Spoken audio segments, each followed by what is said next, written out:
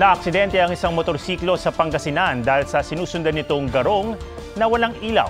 Yan at iba pa sa spot report ni Kim Salinas ng GMA Regional TV.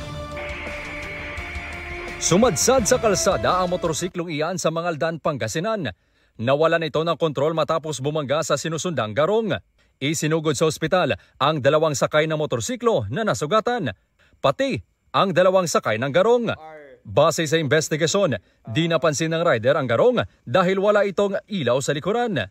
Nakainom rin daw ang lahat ng sangkot sa aksidente. Walang nagsampa ng reklamo at nakatakdang mag-usap ang magkabilang panig. Sa Iloilo City naman, nagsalpukan ang isang motorsiklo at isa pang sasakyan sa Iloilo Sunset Boulevard. Tumilapon ang rider dahil sa lakas ng impact. Dead on arrival siya sa ospital. Nagtamo naman ng minor injuries ang driver ng nakasalpukan nitong sasakyan. Hawak na siya ng pulisya at nakatakdang kasuhan. Sa Pavia, Iloilo, isang tricycle ang na-hit and run ng isang van. Sugatan ang mag-inang sakay ng tricycle. Ayon sa isang biktima, nag-overtake ang nakasunod sa kanilang van hanggang sa mabangga sila nito.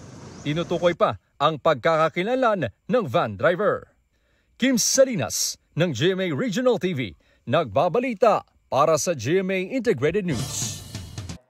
Huwag magpahuli sa mga balitang dapat niyong malaman. Mag-subscribe na sa GMA Integrated News sa YouTube.